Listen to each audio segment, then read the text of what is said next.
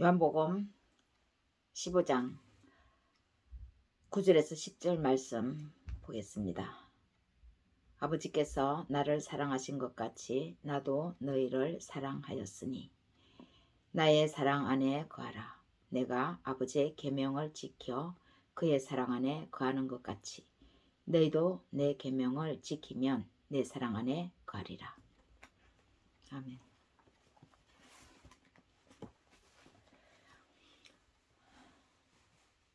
우리가 어떤 일을 할 때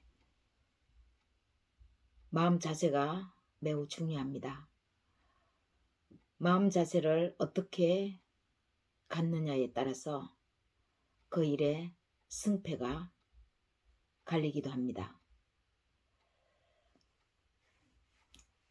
이 자세야말로 승패를 판가름할 수 있습니다. 한 사람은 일을 열심히 합니다.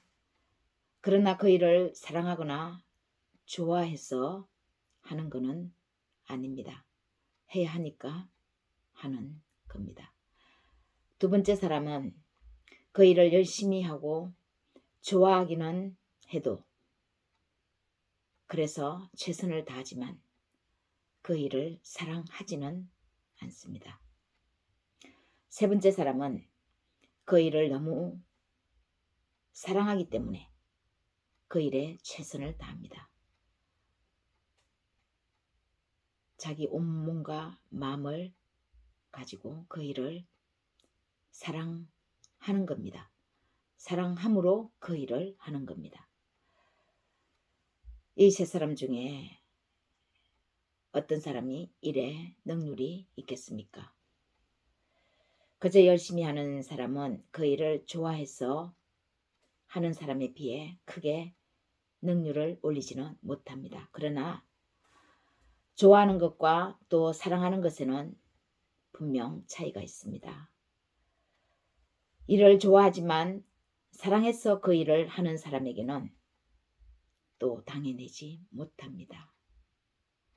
사랑보다 더 강한 힘은 없다는 것이죠.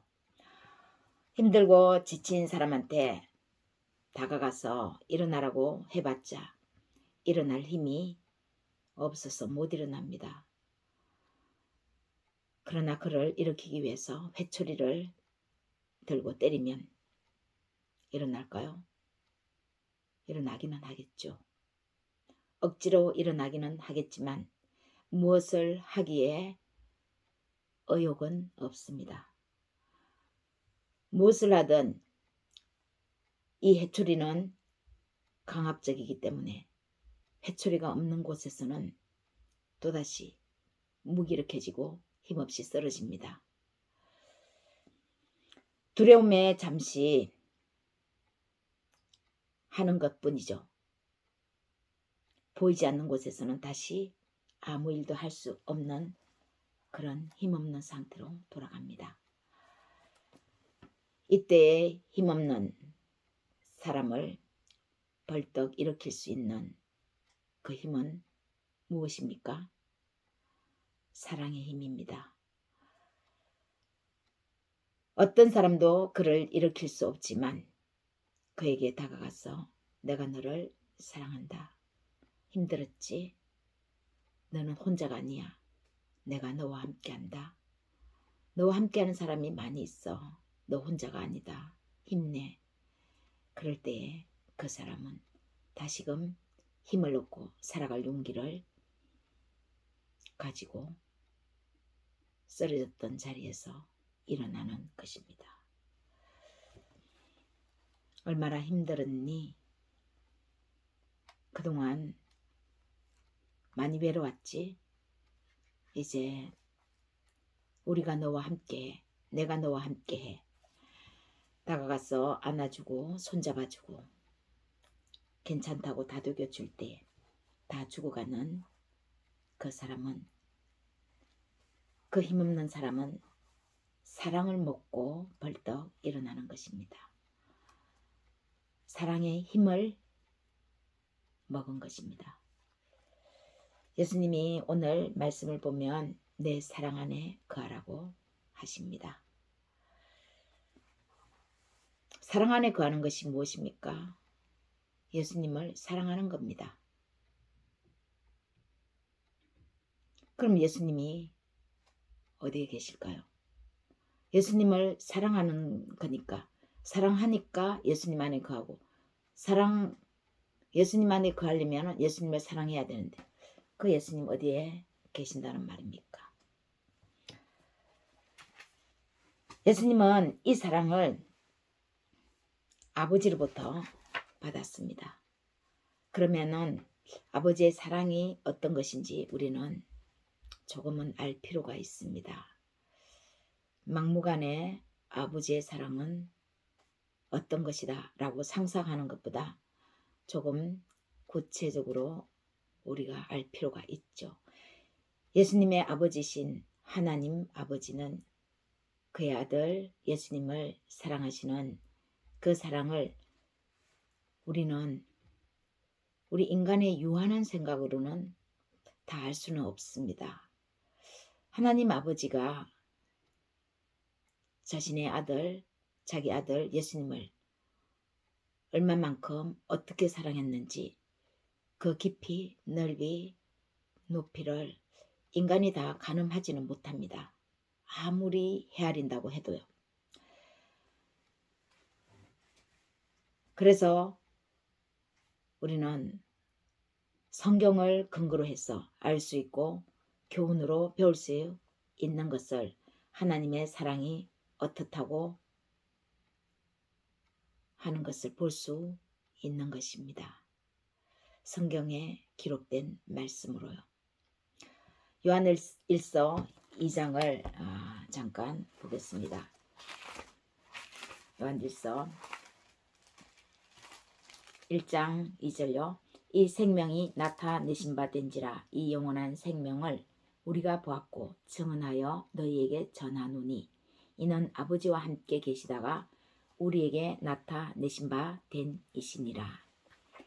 영원한 생명, 아버지와 함께 계시다가 우리에게 오셨다고 말씀합니다. 예수님에게도 영원한 것이 있는 거죠.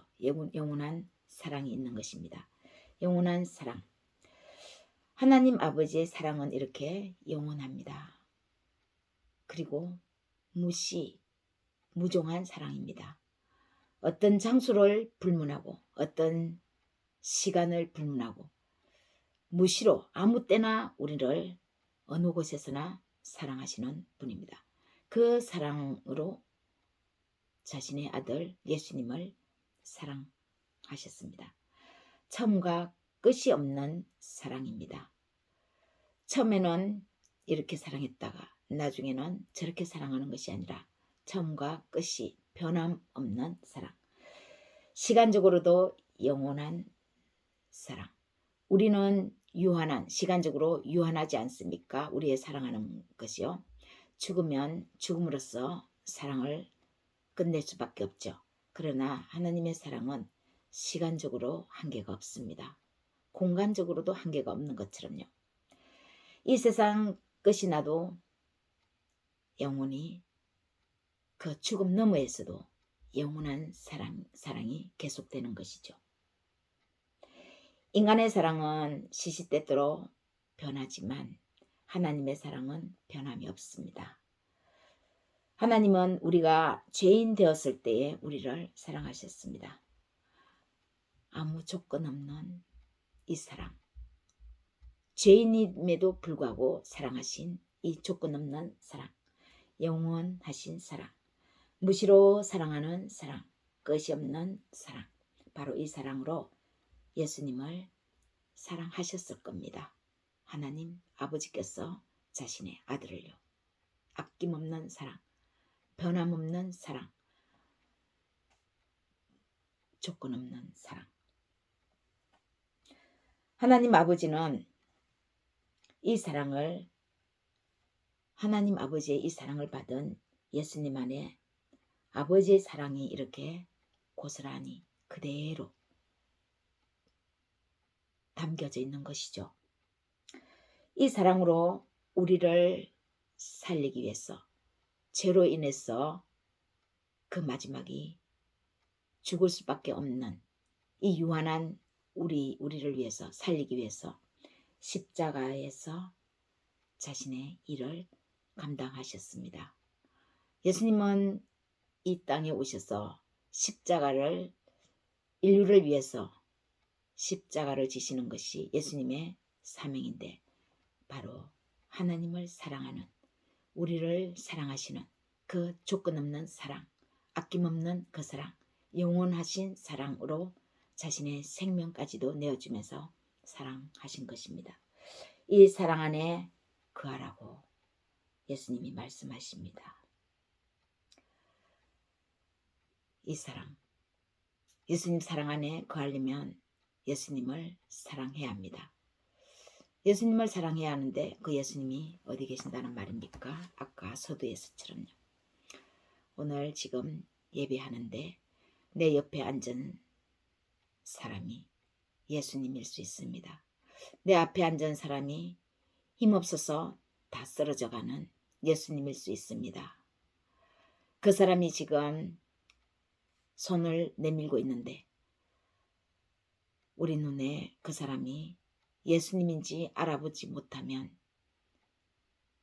그 사람에게 다가가서 사랑의 손길을 내밀 수 없겠죠. 하나님의 사랑 안에, 예수님의 사랑 안에 거하려면 예수님을 사랑해야 되는데 우리가 현실적으로 우리 삶에서 사랑을 해야 합니다. 오늘 내 옆에 있는 사람, 그 사람이 예수님입니다. 또한 우리 모두가 각자 작은 예수가 되어서 사람을 사랑해야 합니다.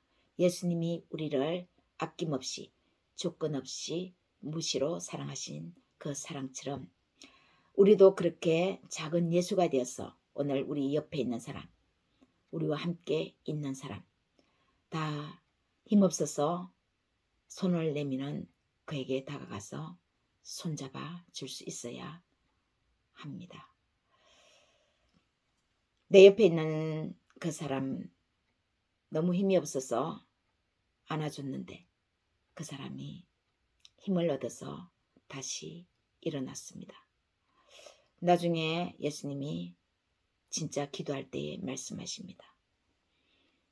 그때 네가 안아줬던 그 사람이 바로 나였어. 네가 그날 예수님을 만난 거야. 너는 나에게 그렇게 손 내밀면서 약한 자를 도우면서 나왔어. 그가 바로 나였어. 내가 너를 그날 만난 거야. 그러면 그날 저는 한 사람을 돕느라고 손을 내밀었는데 그분이 예수님이었다면 저는 그날 예수님을 만난 겁니다. 이렇게 우리는 삶 속에서 예수님을 사랑하며 그 사랑을 실천하는 것입니다. 사랑할 때에 주님의 사랑 안에 거할 수 있습니다. 실천적인 우리가 삶에서 이 사랑을 행하지 않으면 이론적으로는 우리 인생에 아무런 의미가 없습니다.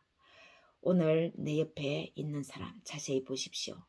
그 사람이 지금 자기를 도와달라고 손 내밀고 있는지 모릅니다. 그러나 우리는 내 일이 바쁘다고, 내 하는 일이 바쁘다고 그냥 모른 척하고 지나친다면 내가 예수님을 모른 척하고 지나쳐 버리는 것입니다. 이 사랑이야말로 우리를 어떠한 상황에서도 끊어낼 수 없고 어떠한 고통과 극한의 힘든 일에도 하나님과 우리를 분리시키지 못합니다. 심지어 권력도 힘도 죽음까지도 이 사랑을 이길 수는 없는 것입니다. 죽음 두렵죠. 인간의 그 마지막이 죽음이지 않습니까? 죽음을 이길 수 있는 그 어떤 사람이 어디에 있겠습니까? 이 세상에 그 어떤 누구도 죽음을 이길 수 있는 사람은 없습니다.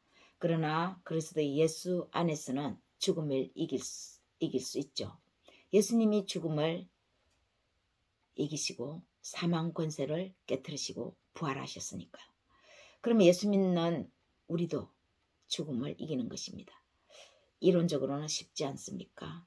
그러나 막상 내 자신이 불치병에 걸려서 현실적으로 또 가장 아끼는 내 사랑하는 가족이 불치병에 지금 당장 걸려서 내 현실 앞에 있다면 죽음 이겼다고 생각했겠지만 무척 두려울 것입니다.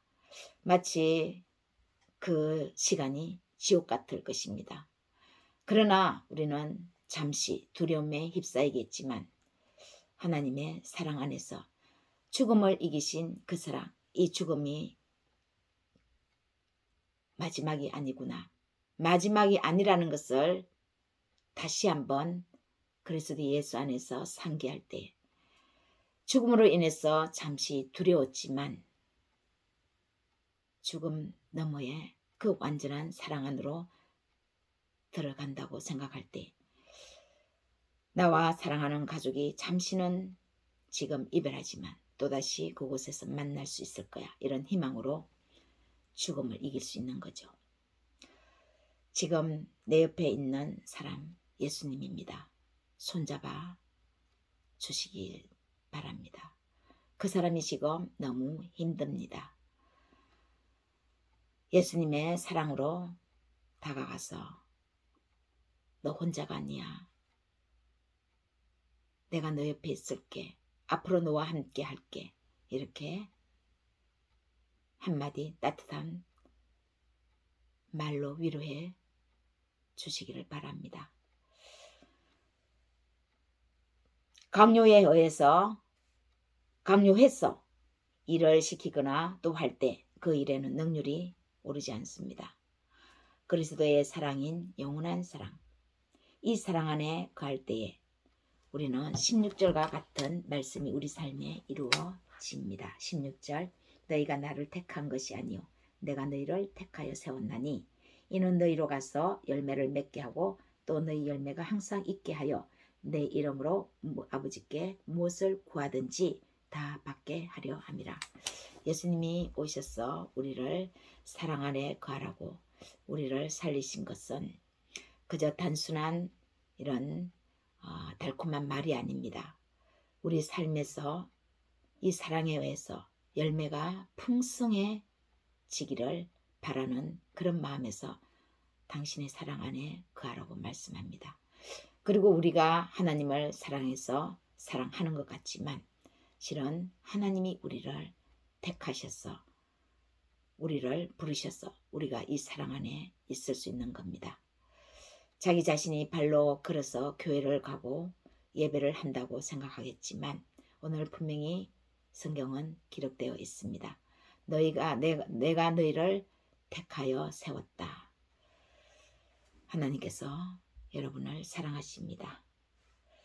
사랑하시는 여러분, 이 사랑의 힘이 저와 여러분 우리 모두의 실제적인 삶에서 늘 살아 움직이시기를 축복합니다. 그래서 이 사랑의 힘에 의해 하는 일들마다 풍성한 소출, 열매들을 많이 맺어서 하나님께서 영광 받으시는 여러분들의 삶을 통해서 영광 받으시기를 그리고 영광되는 그런 삶이 되시기를 주님의 이름으로 축원합니다.